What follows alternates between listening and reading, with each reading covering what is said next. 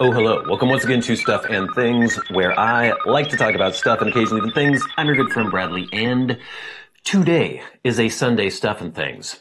And today is not really a celebration of the 10-year anniversary of the Stuff and Things channel, because I'm doing a separate video about that. But I'm kind of correcting the fact that I did not acknowledge the 10-year anniversary of the Stuff and Things channel when it actually was the 10-year anniversary of the Stuff and Things channel. But we'll get into that. We have lots of stuff and things to talk about today, including upcoming videos, things that you can look forward to on Stuff and Things and Working. We will briefly touch on the 10-year anniversary, hooray, of the Stuff and Things channel.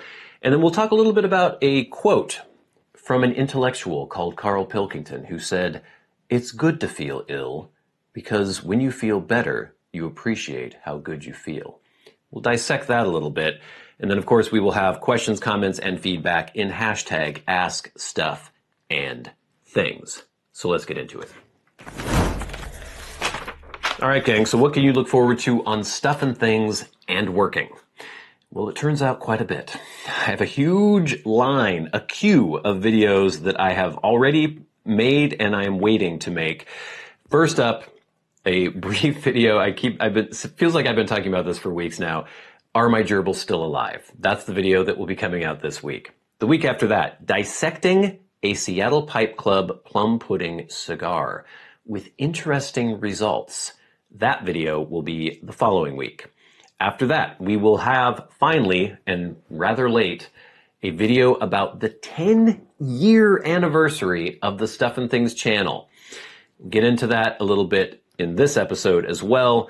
And then finally, we will do the first impressions video of The Old Boss by Sutliff, part of their 175th anniversary blend series thing. Or maybe it's just that one blend that's an anniversary blend. It's the 175 years, a long time. Then Working, we will have Working episode 30, setting up some stamped concrete. I don't think I've ever shown you any stamped concrete on Working. Pretty fascinating stuff, so check that episode out as well.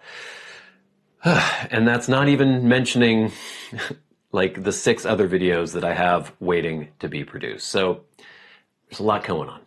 A lot going on. All right, gang, so yes, it has been 10 years, over 10 years, since I started this channel, Stuff and Things. It was way back on May 26th, 2014. And the first video I ever posted was traditional slip joint knives, comparing a Case Trapper and GEC Northfield American Jack. Case Trapper, GEC Northfield American Jack. These are the two things that my very first video was on. And I think the second video was about this, a review of this. And then maybe it was like the 5th video was a just complete review of this. So I was very knife heavy when I started the channel. It wasn't until the 3rd video that I talked about anything pipe related at all. It was about pipe lighters. And then the 4th video, I did unboxing a Peterson estate pipe, which was this little pipe I haven't shown on the channel in a while. And I think that was the first video where I ever actually showed my face. I didn't mention my name. I didn't show my face for the first few videos.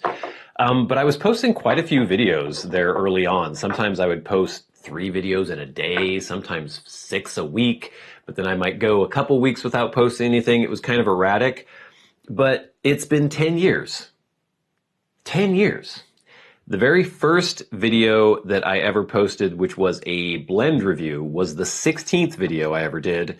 And it was on Dunhill Elizabethan mixture, and that was on July 20th, 2014. So it's almost been 10 years since the very first pipe video, or since the very first pipe blend review. And since then I've done, I don't know, well over 150 of them, well over 1,000 videos, probably closer to 1,500 videos on the channel, millions of views. We've got over 50,000 subs. Like, it's been pretty crazy. Now, obviously, success is relative. There are people with millions of subs who get millions of views all the time and actually make millions of dollars on YouTube. We're not there yet. But I think in 10 years, we've done pretty well. And I'm very thankful to all of you out there who have been watching. I mean, even if you're a brand new viewer, welcome. But if you've been watching for years and years, and I know quite a few of you have, thank you. It's so cool. There are so few people who I was subscribed to on YouTube 10 years ago who are still making videos. It just seems like a lot of people dropped off, or a lot of people just tend to drop off. They do it for a little while, and then for whatever reason, they disappear. I'm really thankful that I've been able to maintain this for as long as I have, and I have every intention of continuing to maintain that. So the video that I'm posting in a couple weeks' time, which is the actual 10-year anniversary review, or not review, the actual 10-year anniversary video, is just going to be fun, celebrating the fact that we've been here for so long, talking about some of the stats, some of the first videos I ever posted. I'll be playing clips from some of those videos just to show you how far we've come in 10 years' time. And I think it's just going to be a really fun celebration of the channels and of you for being here for so long. So please be sure to check that out when that video drops. And thank you, all of you, for watching. For however long you've been watching, thank you for watching. Okay, so for those of you who don't know who Carl Pilkington is, you should stop what you're doing and look him up. I first heard about Carl Pilkington probably, it's got to be almost 20 years now since I first heard about him. I used to listen to Ricky Gervais and Steve Merchant's XFM show online. It was a radio station in the UK. It was after they had done their first season of the UK Office. They would do a Saturday show on this alternative music station called XFM in London. And I had heard about it on the internet, and I started listening to it, and I was hooked on it. Carl Pilkington was their producer at XFM. He has become kind of famous as a doofus on the internet, but he has a lot of little words of wisdom sometimes. They ended up doing podcasts, they did television shows, they've done all sorts of things, and Carl Pilkington now is kind of a media personality. He does books, he has done several television shows by himself. It's hard to explain who he is. Very strange, very unique individual. But in one of the podcasts that they had done, and that was probably, God, at least, well, that's almost been 20 years ago now too. I think it was probably like 2006, 2007. They were talking about feeling sick, and Carl Pilkington came out with the quote, "It's good to feel ill because when you feel better, you appreciate how good you feel." And Ricky Gervais said he was an idiot, said it didn't make any sense. And I often found some of Carl's quotes actually quite penetrating. In his idiocy, he would kind of get to the nub of the matter. And for me, I completely agreed. As soon as I heard that quote, I was like, yes, I know exactly what you mean, Carl Pilkington. And I've had occasion to be reminded of that again, because recently I was mildly complaining about being sick the last couple weeks. I had this ridiculous cough for weeks, over 2 weeks, and it was so irritating. And just kind of general headache, just did not feel good, sinus stuff. But the main thing was that cough. And it was the most irritating part about it was the fact that I just couldn't sleep at night. So I would start drifting off, the cough would come. It was nothing too horrible, just the actual symptom of the cough itself, but the fact that it was making it so I couldn't sleep. And then just in general, I just felt run down and not great for weeks. And you get to the point when if you've been sick that long, and I hadn't been sick in so long before that, so it was kind of, I don't know. I wasn't expecting it. I hadn't, I guess it just made me more angry because it had been so long since I've been sick. But anyway, you kind of get used to feeling crappy.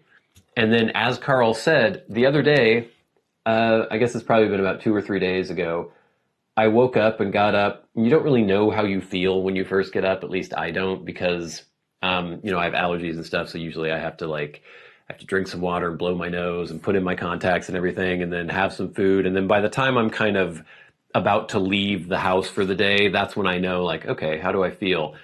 And the other day I did all that, and I was walking out to my car and I was like, oh, I feel great. I don't have a headache. I'm not coughing. My eyes aren't watering. I'm not sneezing. I don't feel kind of weak and run down. I feel amazing. And that glow from feeling good has been following me around for the last few days now, and it hasn't dissipated yet. I know it will eventually. Eventually I'll just get used to feeling good. But those first few days, if you've been sick for a while and you wake up and realize that you are no longer sick, those are some of the best days. So I completely agree with Carl. It's good to feel ill because when you feel better, you appreciate how good you feel. I mean, it's just another way of saying without the bad, you can't appreciate the good. It's something that has been restated 1,000 times throughout human history. But especially with being sick, because it is, you have these physical symptoms that are very obvious. It's not just a mental state of mind. You can really appreciate that little adage that, yes, if I had never been sick in my entire life, I don't think I would be able to appreciate my good health. And when I do have good health, because I have been sick and I've experienced that, I can really appreciate how good I feel. Again, this is not a revelation. This is not something particularly, this is not a unique thought, but it's really was hitting home to me because I had this low grade sickness for several weeks. It's almost better to get really sick for a short amount of time than to be just kind of sick for weeks. And that's where I was. And so now to feel completely perfect, like I can work out, I can do everything, I'm feeling great. It's just amazing. Amazing. All right, quick battery change, and we are back. Now, gang, it is time for hashtag #AskStuffandThings. Remember, if you have a question for me and you would like it answered on the Sunday Stuff and Things, tweet at SAT Bradley with the hashtag #AskStuffandThings. If you are a Patreon supporter, you can write to me via Patreon and go right to the front of the line. You can hit that super thanks button under this video and go right to the front of the line. Or you can leave questions, comments, and feedback under my YouTube videos in the comments section. First, via YouTube, we have at Mr. Gibson, 1837. Hey, good friend Bradley. Loved the weather statement. Had me cracking up. Forgive me as I remember you sort of tiptoeing around the tattoos on your arms years ago. But something caught my eye in a working episode, and I've been meaning to ask. Does your brother Justice have the same tattoos as you? Or did my eyes deceive me? These are these tattoos I have on my forearms. He definitely copied me. And I made the font for him, the Greek lettering. I can't remember if he wrote the exact same thing or if it was like a variation with the same ending. So this is misanthropos and philanthropos. It's a very pretentious way of having like love and hate on your knuckles. I don't think he has the exact same thing. I can't remember, but it's similar. It's similar lettering, and he had the thropos, or like he had the same ending on his as mine, I believe. Next, we have some feedback from last week's Sunday Stuff and Things. This is a super thanks from our good friend at Shock and Awe. Thank you so much. Happy Sunday, Bradley. As I S my pee and watch this video, my daughter bought me a can of liquid death water, or brought me a can of liquid death water. I don't know what that is. $2.50 a can for water. Okay. While pleasant, I struggle to justify this. With that said, do you splurge on anything that is optional or mundane, be it artisanal water or other? I was just thinking about this in the grocery store the other day, complaining or just getting so angry at how expensive everything is in the grocery store lately. My costs for a week worth of shopping have gone up from, it used to be about, I don't know, $80 I would spend on groceries for a week. And this was when I was with my fiance. So obviously, in some ways I think I'm buying less than I was when I was living with her, but I don't know. I'm not sure if that makes any difference. But anyway, probably before COVID, it was about $70 to $80 a week. It is now like $130 a week to buy groceries for myself, which is ridiculous. And I buy all the generic stuff for the most part. I'm not buying like prepackaged meals. I'm buying just chicken and like bananas and salad, like lettuce and stuff, I'm buying generic. If I'm buying rolls or something, it's generic. If I'm buying milk or eggs, they're like the store brand. And just the cost of groceries has gone up just a ridiculous amount since COVID and even the last year. You know, people keep talking about inflation lessening, but I have not noticed it lessening at all. It seems to be getting still really, really bad. I live in an expensive place. The cost of living here is expensive, but still $130 a week for one person for groceries is ridiculous. So I try not to splurge on anything. I will purchase name brand versions of peanut M&Ms. I buy those occasionally. I really like those. Things like that, like a cracker. I might buy a Ritz cracker, a box of Ritz crackers, because generic crackers just don't work. I can't really think of anything else. I don't buy alcohol. I don't drink at all at home. I don't buy, like, other than M&Ms, I don't buy like fancy snacks or desserts or anything like that. So yeah, it's not like I'm buying myself single malt scotch or something to splurge. I guess it would be stuff like that. Like I might buy crackers or M&Ms every once in a while. Okay, we have a question from @Kenjiro5775. Or actually, no, this is a comment about cigars. The Maduro designation. I was mentioning that I thought that Maduro, I understood that it had a different taste than a natural cigar, is again a Cuban designation, but only tangentially. The Cuban government defines tea leaf into several color categories that indicates the leaf maturity. And then finally, Maduro leaf is the New World name for the darker range of leaves within the Colorado color family. I began essing tea with burning sticks and became interested in everything I could learn about the hobby. I enjoyed typing your wording. Of this hobby. The mention of essing and teeing is indeed fun. Okay, thank you very much for that information, Kenjiro. Next, @Solar Labyrinth, being sick is the worst. I used to go years without even a cold, but since having kids, it's pretty regular that I catch something. And you continue to have impeccable taste in books. I love Le Carré and I am making my way through the Smiley books now.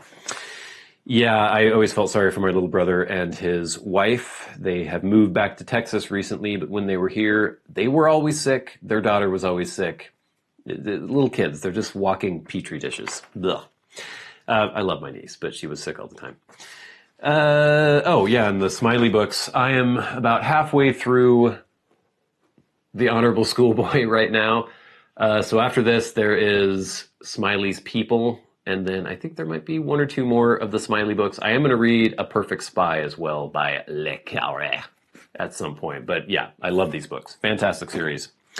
Next, we have @Ledger and Lace, who says, for the tickly throat cough, old-fashioned whorehound candy is really good as a cough suppressant. Now, I had to look up whorehound candy because I had never heard of whorehound candy, and it is definitely it seems like, 19th century or early 20th century kind of candy. I don't think I've ever had it, and I'm curious to know what it tastes like, but very interesting. It is a powerful expectorant, apparently. We have @Cascadian Piper. Dude, if you tell them about our weather, they'll come. So Cascadian Piper is not the only Washingtonian who told me to keep quiet about how nice the weather is in the Pacific Northwest. I think most people already know. And if you've been watching my channel for any given time, you know that it is super expensive to live here. The cost of living, the cost of housing, ridiculously expensive. So I don't think 1,000 people, well, they already did. Everyone already did flood into here and buy up all the houses. So that's why everything's so expensive. It's too late. @Meandering Oranges says, I got a Lockbee Venture pouch last week, and it's very nearly the perfect pipe pouch for a couple of days worth of travel. I'm the kind of guy who finds ways to improve every product I buy, and I found only 2 minor things the Venture pouch needed, or that in the Venture pouch that needed modifications. Okay, good to know. And then we have some more feedback on the Lockbee Venture pouch being used as a pipe kit. This is Meandering Oranges again. I've been absolutely smitten with my Venture pouch as a pipe kit. In an earlier comment, I spoke of some mods to make it perfect for me. I sewed 2 extra seams across the elastic bands in order to make the pipes fit tighter. Good idea. I deleted the D-rings and 3D printed a more compact one that takes out all the possible slack when hanging the pouch from a belt loop on my pants. Getting involved there. I removed the secondary zipper from the pipe storage side because I always open that side from the same direction, and the secondary zipper was extraneous.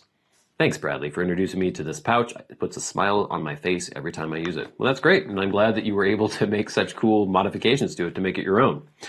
Then we have at Pete Sorino, nice, much better than a couple of cigar boxes, which I used to use. And then at Blake's Pipes, great multi-use bag, might get a pipe and drawing kit in there.